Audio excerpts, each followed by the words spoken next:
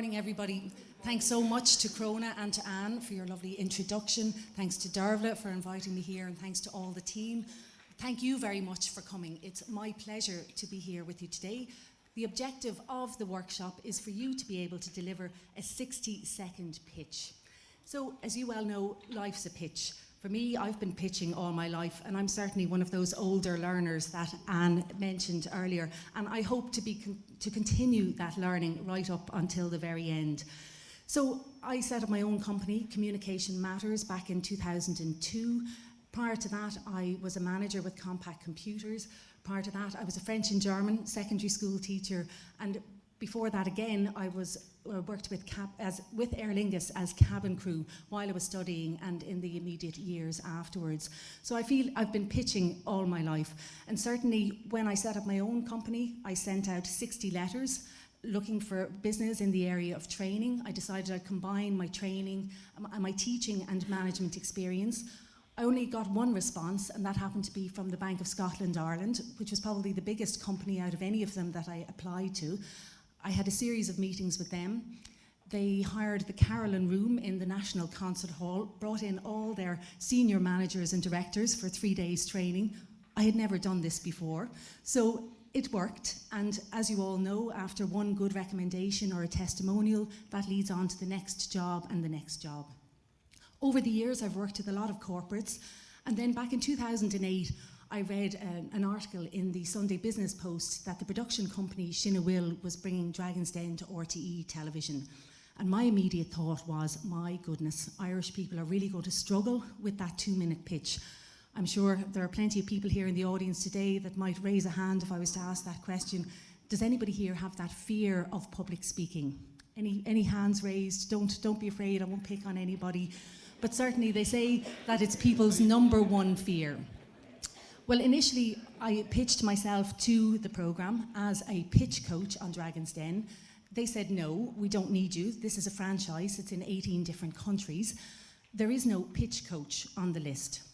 So I said, look, I'll leave it with you, have a think about it, but I do think people are going to struggle beforehand. Whatever about standing up and speaking on a one-to-one or a small group, but then when you add in lights, camera, action on top of all of that, I reckon people's fear was really going to escalate. So, lo and behold, about a week or two before filming, they contacted me, asked me to come in, we had a chat, and we agreed to trial it for year 1. And I've been working with them every year since. So we finished filming season 7 there in February. You may be watching the programme on a Sunday night on RTE1 at 9:30. We've 2 more episodes left of this season. But in total, I've coached over 550 candidates to date, or contestants to date, and helped them to gain just under €5 million. So, based on my work with the candidates on Dragon's Den, I've seen that people tend to overcomplicate and over-intellectualise a pitch. Now, I've called the workshop today, perfect pitch, but then I ask the question, what is perfect? And is there any such thing as perfect? And I came across a lady there a few years ago. She was a keynote speaker from Facebook. And she said in the company Facebook, they have this slogan that they put all over the walls. And it says, done is better than perfect. And I think that's brilliant. And I decided I was going to borrow that for my workshop. So quite often we put things off, we procrastinate because things aren't perfect. But is there any such thing as perfect? And the way I look at it is, the more often we do something, the better it becomes. So practice doesn't always make perfect, but it certainly makes better. And for the purpose of today, we're going to combine that done is better than perfect with the Nike slogan, just do it. So that brings me to the workshop itself. And if you bear with me, I have a step-by-step programme that I've collaborated and I've worked with people all over Ireland, from startup programmes. I work with 9 of the Institutes of Technology. They have a New Frontiers programme for startups. I've done this workshop for DCU's, Ryan Academy, UCD's Innovation Academy, and many other startup programmes around Ireland. And I'm going to do this with yourselves today. And as I said, the benefit of it for you is that at the end of it, you will be able to deliver a 60-second pitch. But what is a pitch? Honestly, I firmly believe that a pitch, a presentation, a speech, whatever it is when you're speaking in public, is simply a story. And if you can it takes the whole mystery out of a pitch. It's your unique story. It presents your idea simply. It includes a clear benefit for the audience, and the audience is the starting point of your pitch, and I'll take you through that in just a few moments. But it must be told in an engaging manner. Just because we're speaking, we can't just expect people to listen. We really have to work at engaging the audience. So if we think of it as simple and then making it interesting, then of course you make it more memorable, that people are, if it's an interview, for example, they're still thinking about you and your pitch or your interview at lunchtime or later that evening, perhaps when they're driving home in the car and saying, you know what, I remember that, and that lady or that gentleman there, that's the one that I want for the job. So the starting point, as I say, is the audience. And for yourselves here today, in order for you to be able to get as much out of today, I'd like you to think of the audience that you're going to be pitching to, and we will role play that audience for you. So your pitch might be a pitch, for example, in an interview for a job. It might be an interview for a course. You might be thinking about starting up your own business. And don't forget, entrepreneurship now more than ever is a career option. There's plenty of information in your local enterprise office, plenty of support out there for anybody even thinking about starting their own business.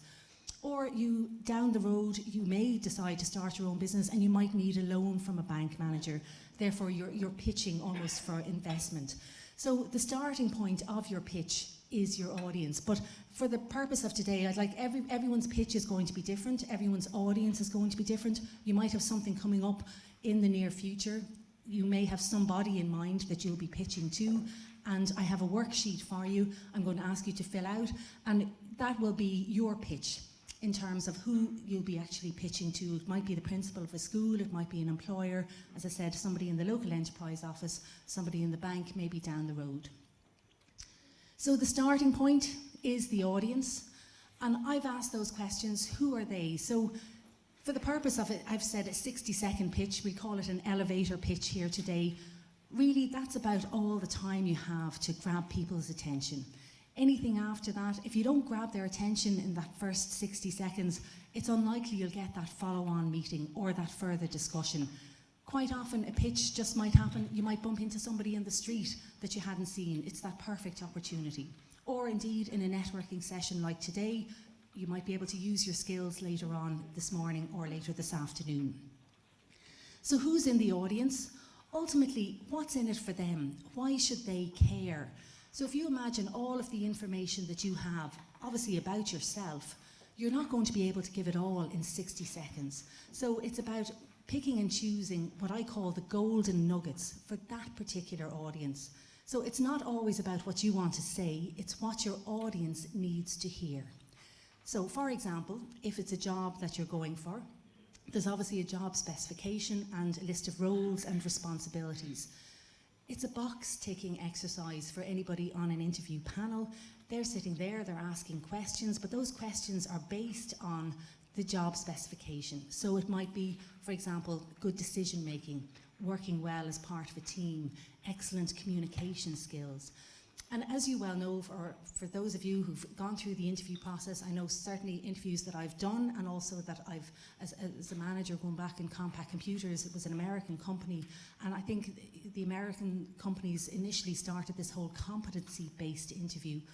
And they want examples, they want real-life practical examples of how you can show that you're a good decision maker, or that you've worked well as part of a team, or that you've excellent communication skills. So you need to have those ready. It's very hard to think about those on the spot in an interview. So really preparation is key when it comes to an interview situation, where possible. And I know a lot of pitches take place there and then in front of you, but really on the spot you really have to think, what do they need to hear, what do they want to hear? So that's a way of actually deciding on the information and the content that you're going to put in your pitch.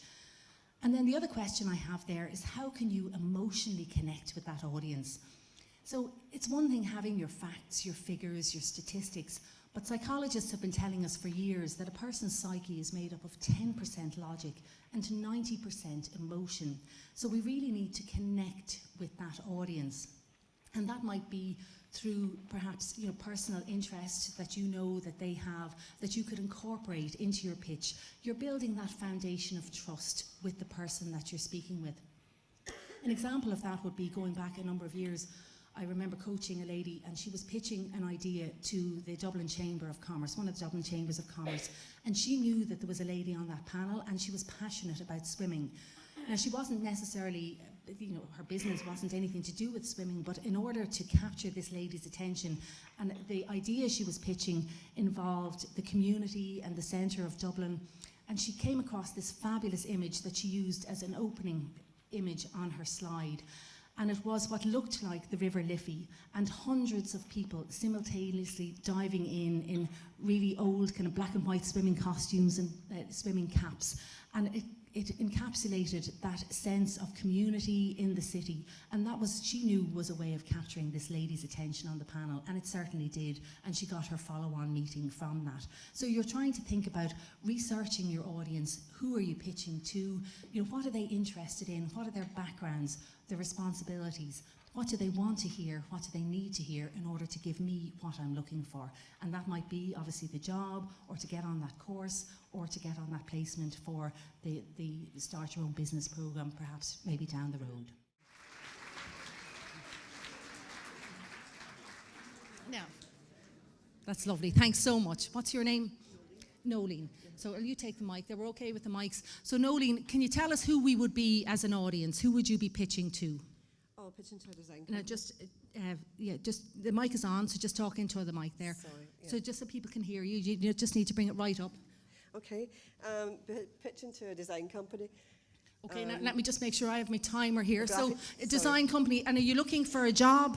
Is it job. Noreen, is it? Noleen. So you're looking for a job, Noleen, and you're pitching to a design company. It's a graphic design company. A graphic design company, all right. Just make sure people can hear you. So again, when we're speaking, we need to project our voice. And obviously this is a large room here today, so almost pick a point in that back wall and make sure people can actually hear you. Okay, Noleen, so we'll stand out here and make sure. So it's an interview panel for a job in a graphic design company. Yes, okay, Noleen, off you go. Your 60 seconds starts now.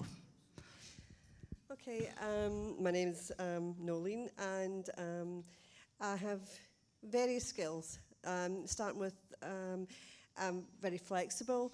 I've just finished studying graphic design, and as well as being very supportive with a vulnerable family and so on, elderly people as well.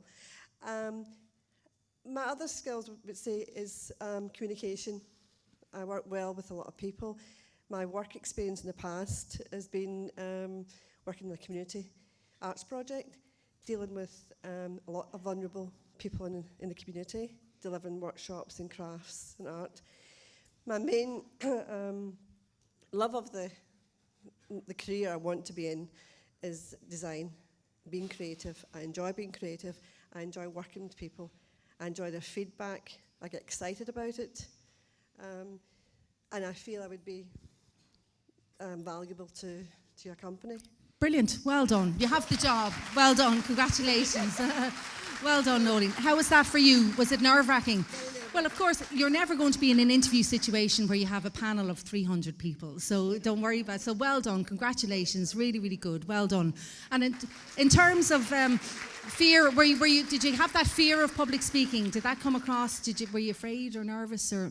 Very afraid because tongue twisted. Okay, don't worry. And I mentioned earlier about fear, and I've seen people, they have angels in their pockets, they have crystals in their hand, memorial cards of loved ones who have died in the inside of their jacket. So I have seen that fear. So when you think about the spotlight on you, as of course it probably feels like today, it's up to you to mentally switch that spotlight into a floodlight onto the audience, because when you're pitching or presenting or even in an interview situation, it's about the audience and what you want that audience to do, think or feel. It's actually not about you. You may very well be talking about yourself, but the objective is to convince this audience or the panel or whoever it is that you're speaking to that you are the best person for whatever it is, be it a job or a course or whatever it is that you're looking for.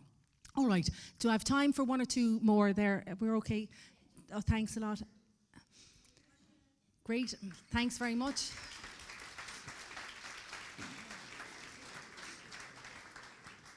Who have I got here? My name's Tracey. Tracey, take the mic there, Tracey. And tell us a little bit, who are you pitching to? Is this an interview situation or what is this? No, this is a pitch for prospective students for the dance group that I'm involved Oh, in. brilliant. Great. Well done. Great. So we're prospective or potential dance students. Off you go. Yes. Let me just make sure I have the timer on here. 60 seconds. All right, 60 seconds starting now. Tracey, isn't it? Yes. Okay, off you go. So, hello everyone. Oh, I'm a belly dancer. Now, I know what you're thinking. You're thinking that old mare can't be a belly dancer. They're all young girls in chiffon and sequins and so on.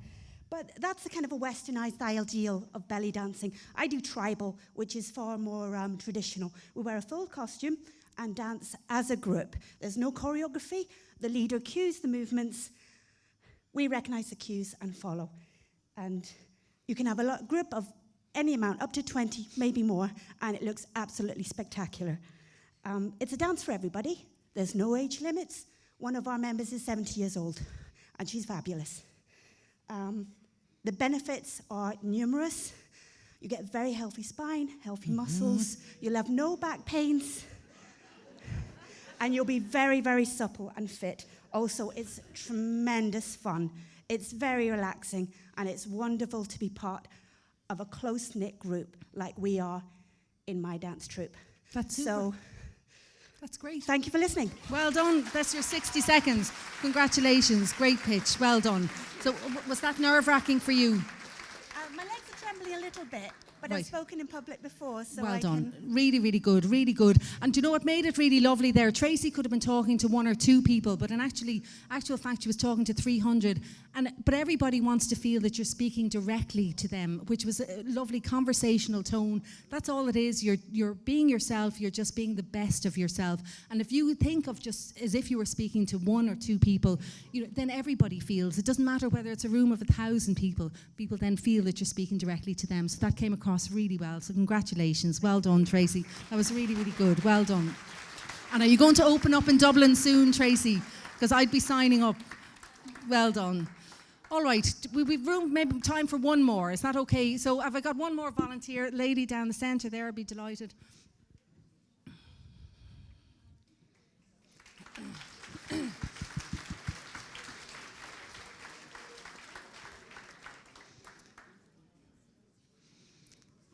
Hello, how are you? What's your name? Georgina. And Georgina, tell us who we are as an audience here today. Is it an interview panel or what is it? What is it? I'm looking for a loan to open my own business. Okay, brilliant. So it would be for a bank manager. Okay, so if you just make sure you're speaking into the microphone so everybody in the room can hear you. And just wait and I'll just time you there. So Georgina is looking for, would be her pitch, looking for a loan from the bank manager. Off you go, Georgina. Hi, my name is Georgina, and as you know, I'm from Africa, Ghana, and I would just like to open a restaurant here and be cooking all the African dishes. I just want to bring our culture in here just for you to know that Africa is not only about just the things you see on TV, but we have a lovely kind of food, different kind of foods that you can enjoy. And not only that you need to go to Africa to be able to taste it, but then Africa is coming to you in here, that you can taste all our different kind of food that we have.